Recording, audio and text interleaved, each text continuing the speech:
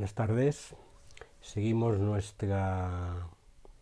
ciclo de este retiro y también de este periodo de práctica de Espíritu y Zen, centrándonos hoy en el ejemplo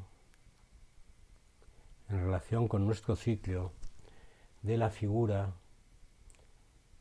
de, para mí, mi gran maestro de mi vida, para muchos de vosotros también, Jesús de Nazaret.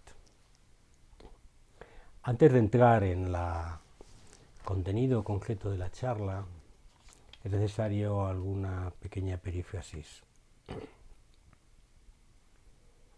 Hemos vivido y hemos nacido nos hemos educado en una cultura cristiana en la cual la figura de Jesús es la figura del hombre Dios, del superhombre, que es el redentor de la humanidad, la segunda figura de la Trinidad, que siendo Dios vino a ser humano y nos dio ejemplo de vida, a partir de la cual cambió las condiciones de nuestro ser humano.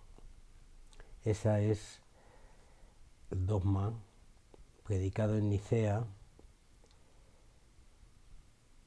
y que ha mantenido toda la cultura cristiana. Durante la mayor parte de mi vida ha sido el punto de referencia de mi religiosidad. Hoy mi planteamiento ha cambiado, expuesto claramente para mí en el libro que publiqué recientemente, hace ya 2 años, y que muestra a Jesús como un gran profeta del linaje humano, pero igual a todos nosotros, que hizo su transformación personal y que desde esa transformación personal dio ejemplo de cómo vivir.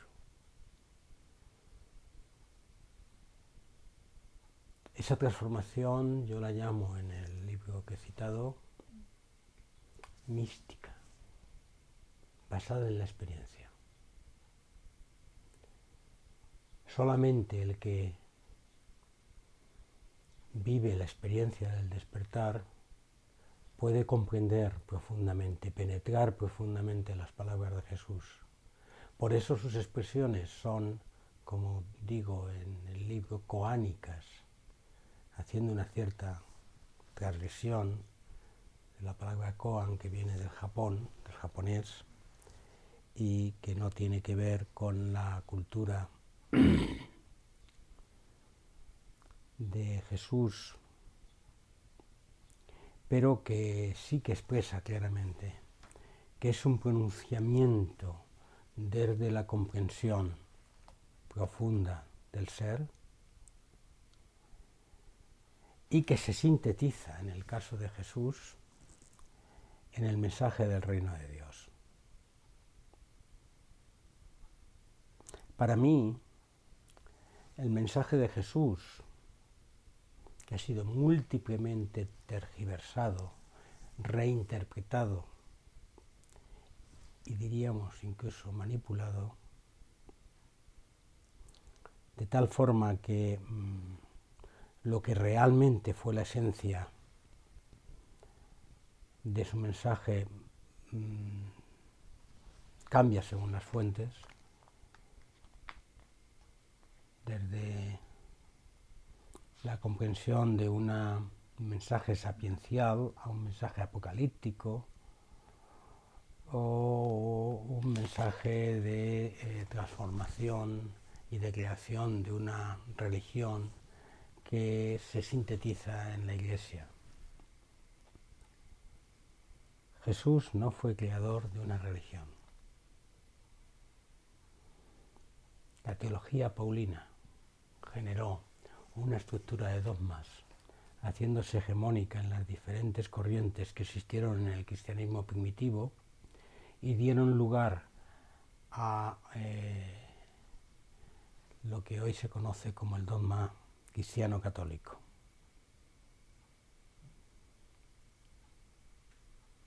Es importante también citar en esta introducción que los llamados evangelios canónicos son solo, como ya es bien conocido, unos pocos del conjunto de los evangelios que fueron escritos entre el siglo I y el III.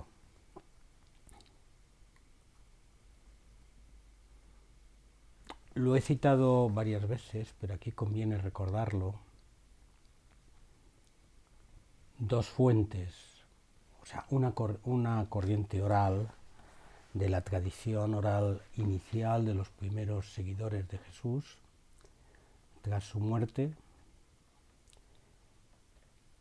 que da lugar a los primeros escritos que no ocurren antes de 30 años después de que Jesús haya muerto. Habría, dijéramos, los primeros escritos existentes son en primer lugar las cartas iniciales de Pablo en el año 50, el escrito de Marcos, que es en los años 60, y posteriormente, más tardíos, Felipe y Mateo, y posteriormente Tomás, del cual se conocen, como sabéis, o se saben, 3 versiones, y nos ha llegado la última, siendo la primera, previsiblemente, también una tradición oral del llamado discípulo que más amaba, ese mensaje misterioso, ese personaje misterioso que acompañó a Jesús y que unos vinculan con el apóstol Juan y otros se atreven a vincularlo con María Magdalena. Pero existe, a partir del año 1945, una gran revolución en este campo por la aparición de los evangelios apócrifos, llamados así por la tradición ortodoxa, que fueron descubiertos en Nag Hammadi, evangelios coptos que eran copia de evangelios anteriores, de los cuales el más relevante es el Evangelio de Tomás, que tiene posiblemente la misma antigüedad que los primeros escritos, al menos la versión inicial del Evangelio de Tomás, que los primeros escritos de transmisión escrita que existieron. Es posible, por comparación, por contradicción, por múltiples fuentes, por análisis de estratos, determinar qué aspectos esenciales estuvieron en el mensaje original de nuestro Maestro. Yo me voy a basar en la charla de hoy en el desarrollo del mensaje de Jesús en 3 elementos importantes del Evangelio de Tomás, que son repetidos en alguna medida en las charlas en Evangelio de Marcos y también en Mateo.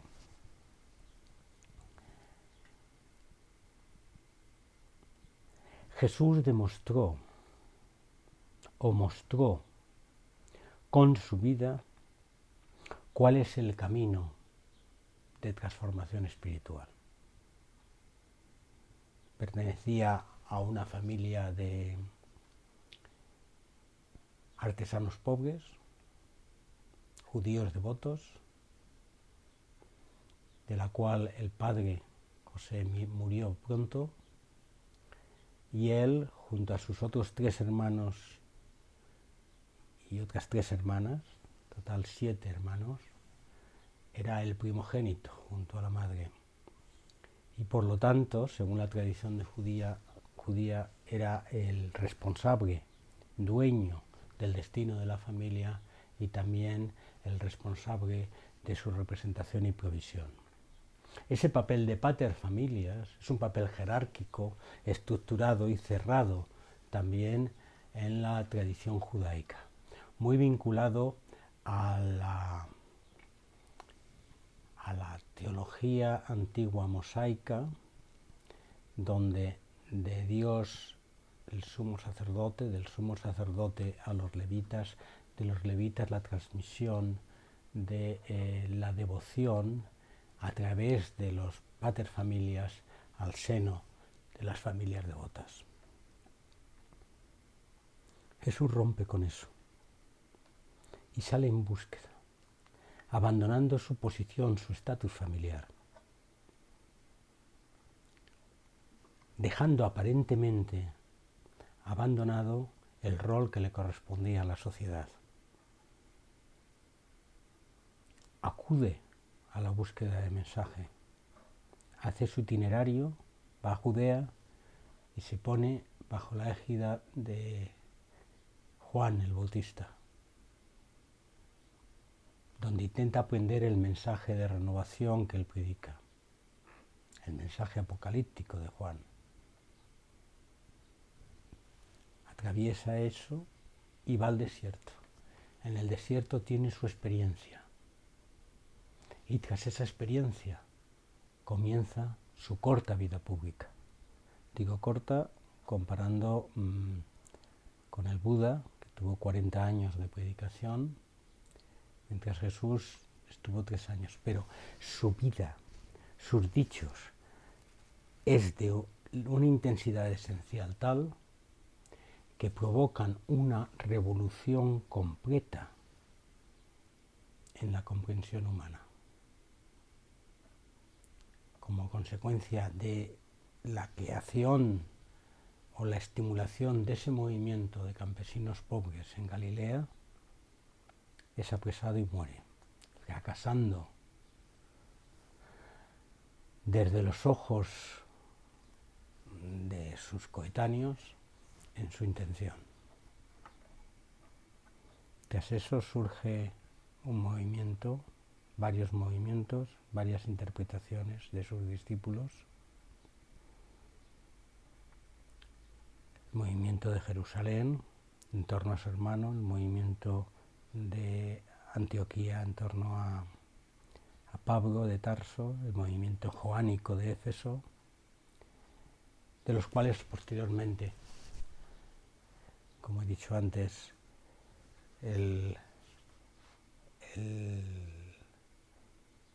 la secta paulina es la que se hace dominante y controla el conjunto de la doctrina que se emite.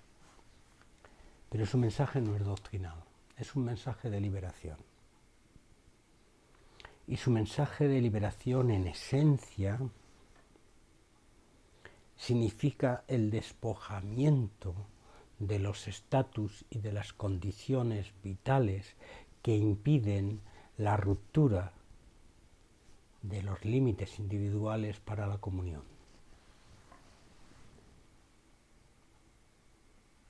Él lo expresa en los 3 elementos que he escogido aquí para la charla de hoy. El primero, la bienaventuranza hacia los pobres. El segundo, la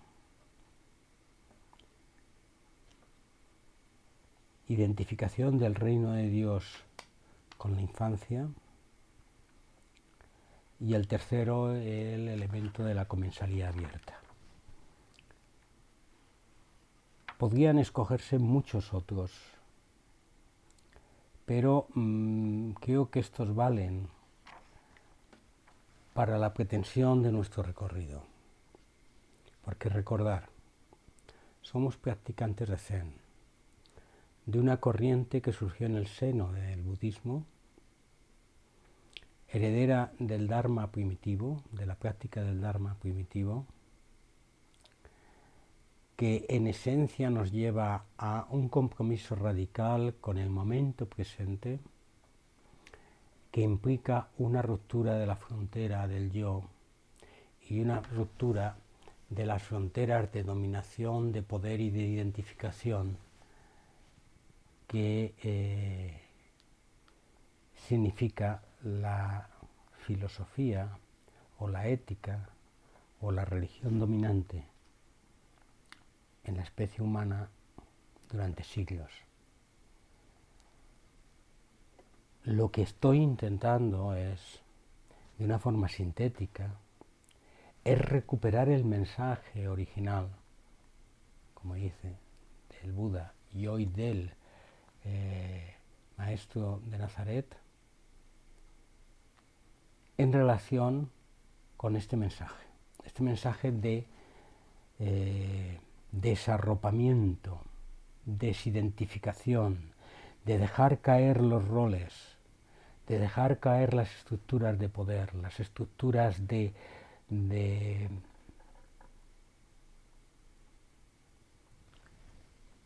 ser alguien socialmente. Bien, entremos en ello.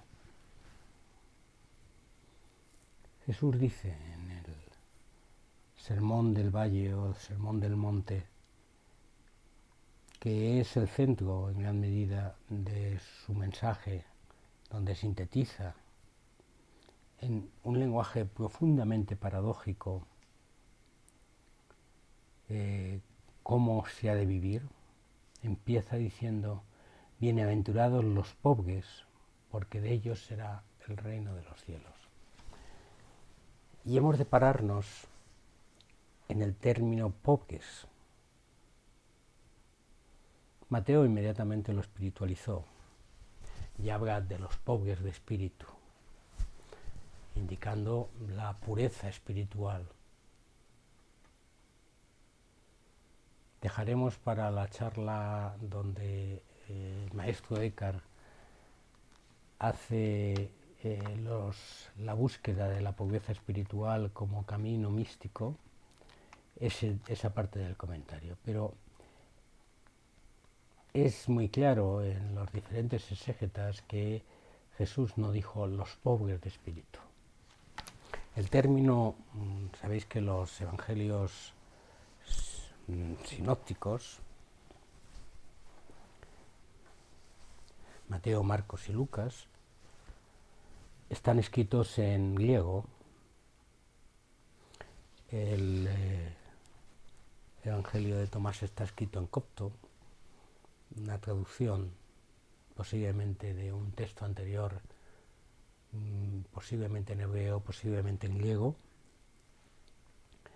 Pero el término pobres tiene dos denominaciones en griego. Una es tochos y otra es penes. La primera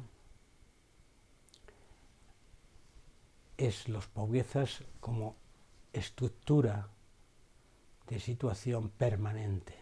Son los miserables, los menesterosos, los mendigos, los sin techo, aquellos que no tienen esperanza y que no poseen nada.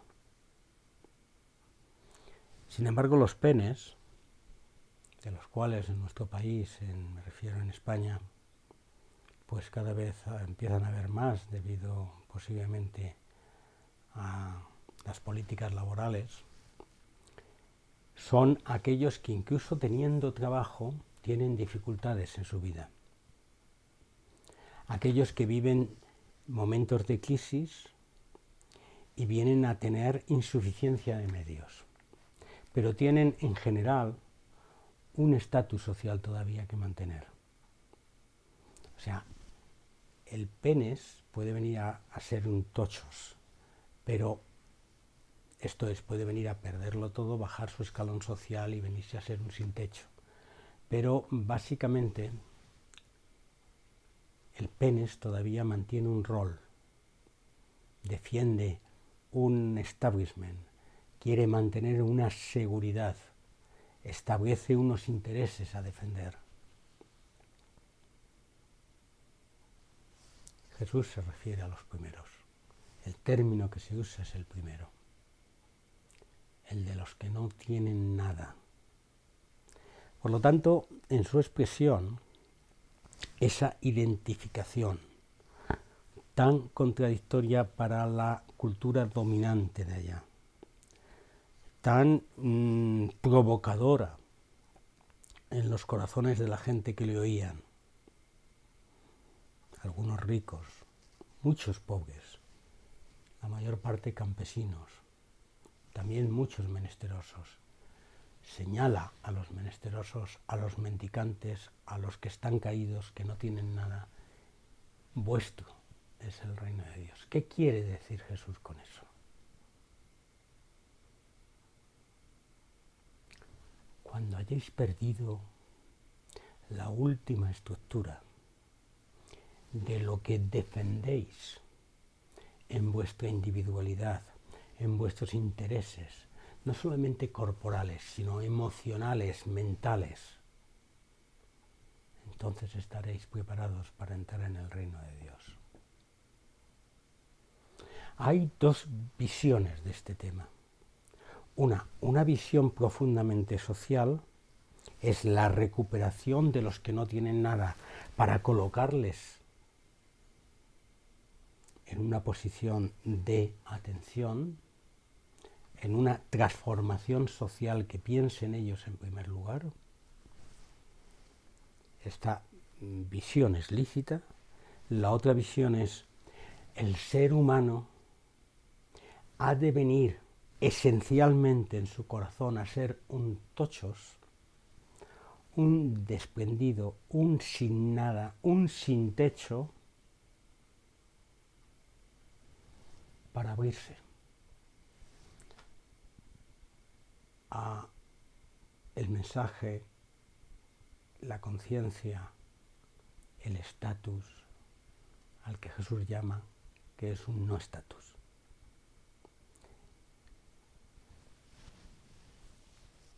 Ya he dicho antes que no iba a entrar en la polémica sobre los elementos de trasfondo teológico, deísta, dualista o no, del mensaje de Jesús, pero sí centrarme en este aspecto que es profundamente transformador. Esto es, practicante de Zen,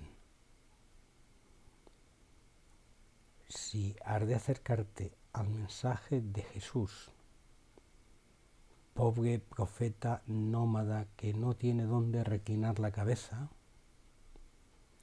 has de romper en tu corazón con los elementos de propiedad, los elementos de dominación, los elementos de poder y de control que hacen que todavía mantengas algo para ti.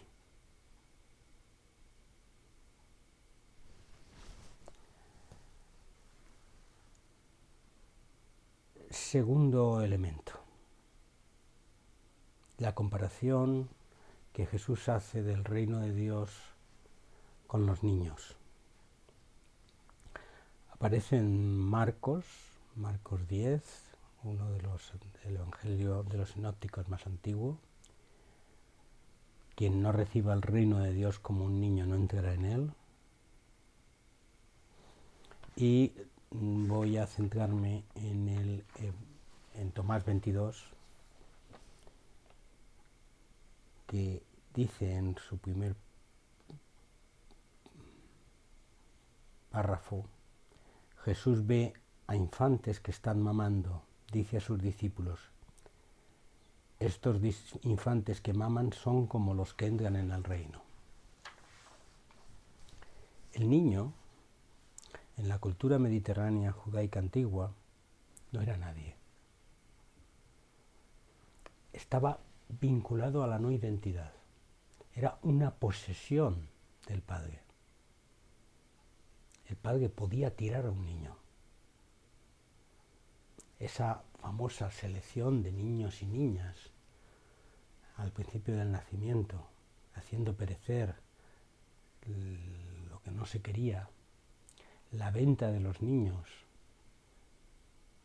para que fueran esclavos o criados de otros, la falta de derechos en la comunicación en esa sociedad era clara, común. En toda la sociedad greco-romana este elemento era así. En la estructura social de la familia, lo más bajo era el niño, lo siguiente la mujer, lo tercero los hombres y por fin en la cúspide el pater familias.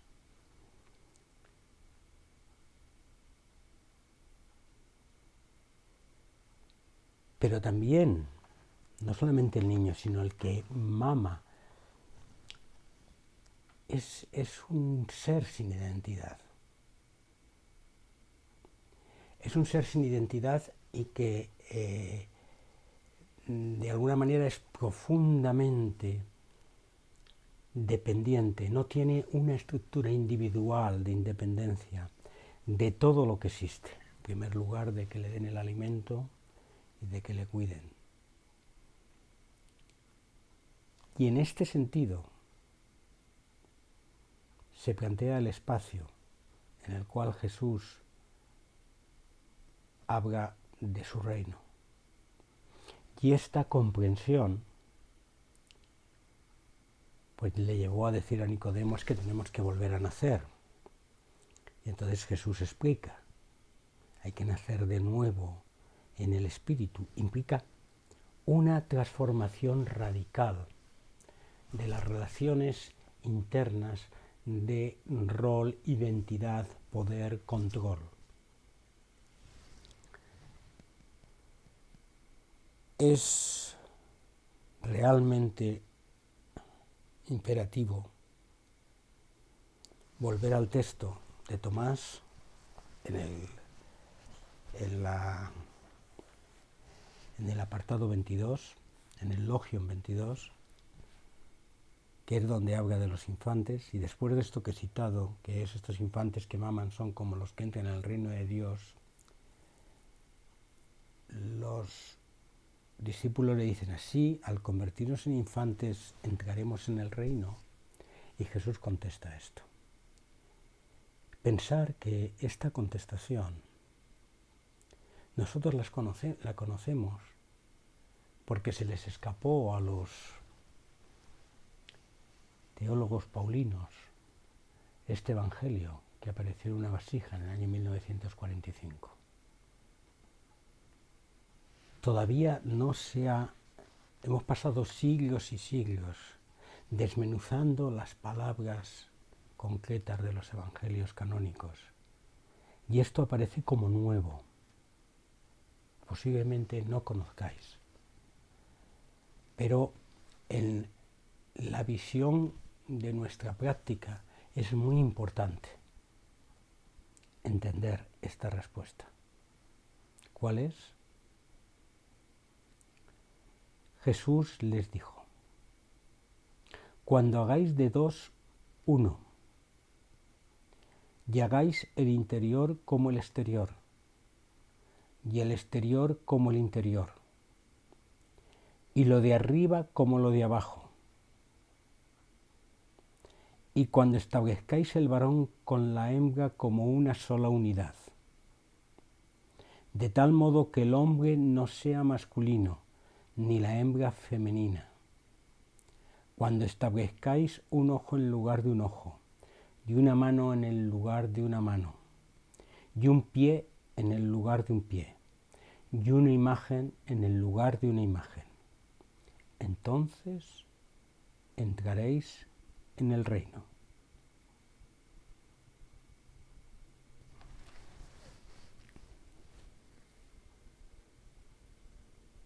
¿Os ha resonado? ¿Os ha tocado el corazón este mensaje?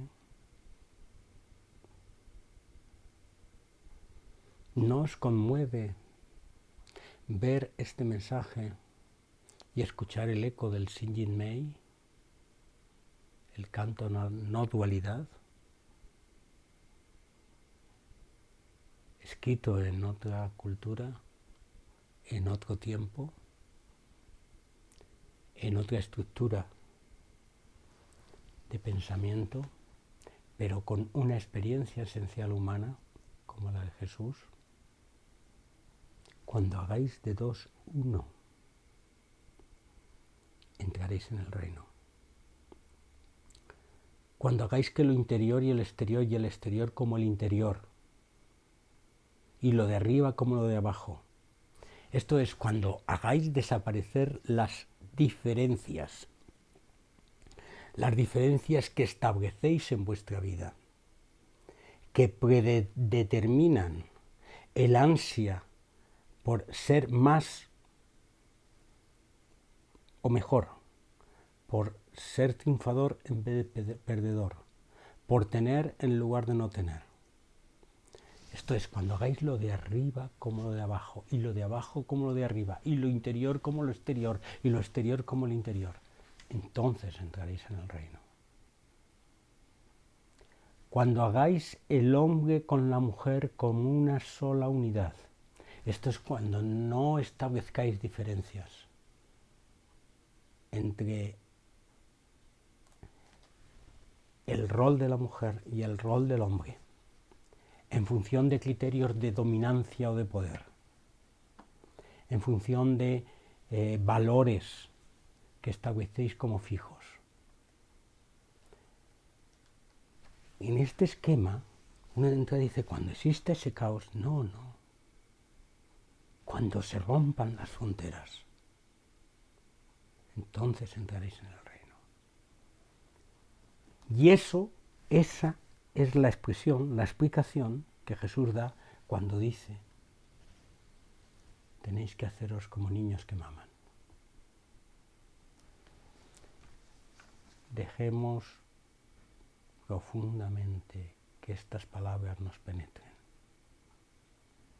porque transformarán y revolucionarán nuestra vida y marcan un esquema de acción.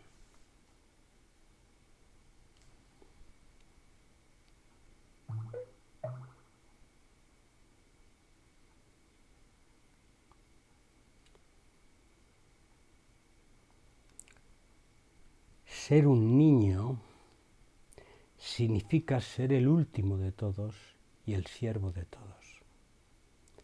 Cuando os hagáis el último de todos y el siervo de todos, entonces estaréis preparados para entrar en el reino. Entonces estaremos preparados para entrar en el reino. ¿Queremos dedicar nuestra vida a este proceso de transformación?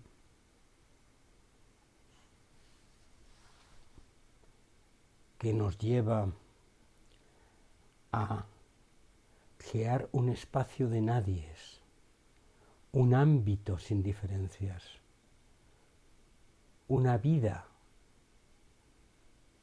donde ya no importamos,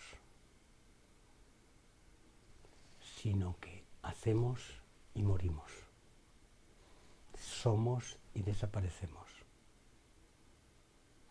Este es el mensaje central. Tercer elemento que aquí quiero citar, por si acaso esto no os fuera suficiente, es el mensaje de la comensalía abierta de Jesús.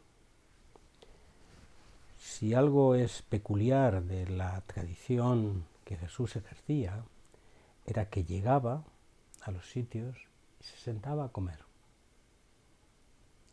con la gente sin diferencias. De hecho, se ganó el mote de comilón y bebedor, amigo de publicanos y de prostitutas,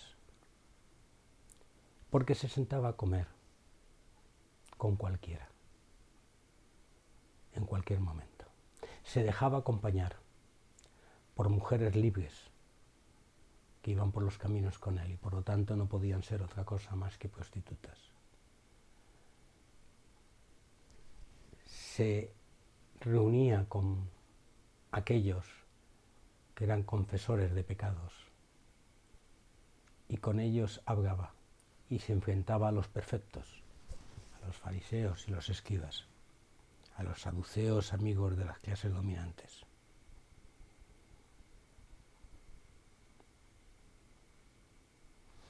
Voy a utilizar de nuevo el texto de Tomás, el Evangelio de Tomás,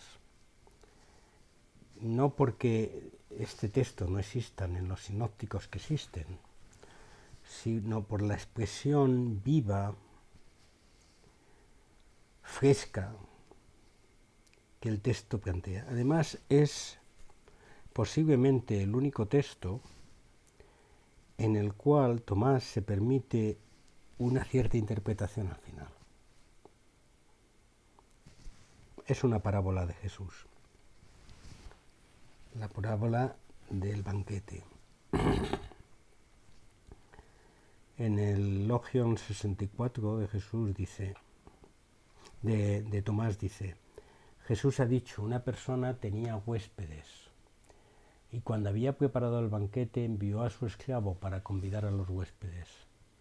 Fue al primero y le dice, te convida mi amo. Respondió, tengo unos negocios con unos mercaderes, vienen a mí por la tarde. Iré a colocar mis órdenes con ellos, ruego ser excusado del banquete. Fue a otro, le dice, mi amo te ha convidado. Le respondió, he comprado una casa y me exigen por un día. No tendré tiempo libre. Vino a otro, le dice, mi amo te convida. Le respondió, mi compañero va a casarse y tengo que preparar un festín, no podré venir. Ruego ser excusado del banquete. Fue a otro, le dije, mi amo te convida. Le respondió, he comprado una villa, voy a cobrar el alquiler, no podré venir. Ruego ser excusado. Vino el esclavo, dijo a su amo, los que usted ha convidado al banquete se han excusado a sí mismos. Dijo el amo a su esclavo, sal a los caminos, trae a quienes quiera que encuentres para que cenen. Y él ha dicho, comerciantes y mercaderes no entrarán en los lugares de mi Padre. Comerciantes y mercaderes no entrarán en los lugares de mi Padre. El reino de Dios, un banquete, en el cual todos, sin distinción, somos convidados. Y cuando nos ponemos a negociar o comerciar, no somos aceptados. Y en su lugar, los que ocupan nuestro lugar son unos cualquiera, quienes quiera en los caminos, sin rol, sin pretensión. Yo me imagino a los que estaban escuchando a Jesús en ese momento, hasta qué punto dentro de ellos había un revulsivo. Porque si algo en el Mediterráneo antiguo era esencial, era la estructura de la comida. ¿Con quién comías? ¿Qué comías? ¿En qué ámbito comías? Porque eso marcaba las jerarquías sociales. Marcaba el quién es quién. Si eras invitado a la casa del tribuno, eras amigo de Roma y además de la clase dominante. Si un levita o un sacerdote te invitaba, formabas parte del ámbito de la primogenitura religiosa de la nación. Dentro de la propia estructura del banquete había una estructuración de las posiciones. Según el lugar que ocupabas, así eras tu nivel de influencia y de poder. Y Jesús rompe con todo eso. Primero coloca a aquellos que parecen ser los hombres de pro, aquellos que son los que tienen estatus, los que tienen comercios, negocios que atender, amigos que resolver problemas, estructuras de pequeñas soluciones vitales que tienen que resolver y que amablemente presentan sus excusas, los coloca fuera y entran quienes quiera de la calle, sin rol, sin posición, sin pretensión.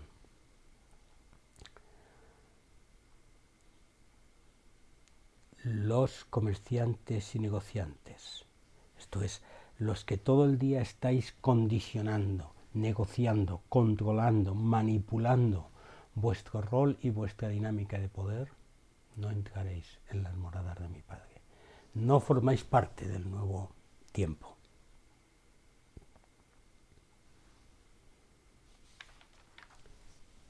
Las estructuras y los roles sociales se basan en la comida, en esta sociedad y también en la nuestra. La propuesta de Jesús de comensalía abierta implica romper estas relaciones, romper las relaciones de identificación, de quién eres y qué papel ocupas, de posesión, de qué tienes, qué haces, de jerarquía, cuál es el nivel de respeto dentro de la sociedad, y de derecho. Hay una pérdida de la identidad como preparación para participar en el banquete. Es como si se nos dijera, tenéis que romper vuestras identidades como forma de entrar a este banquete.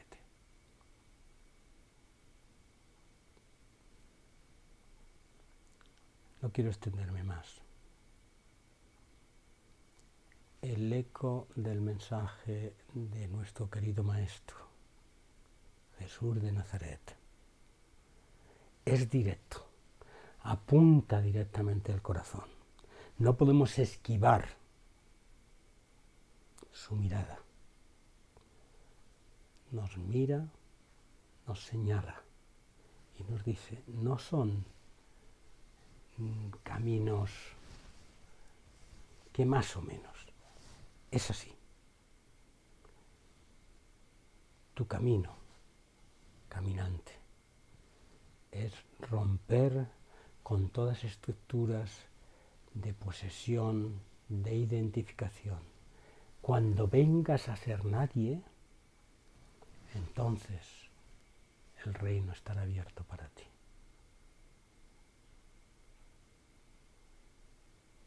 Guardemos silencio para que este mensaje penetre.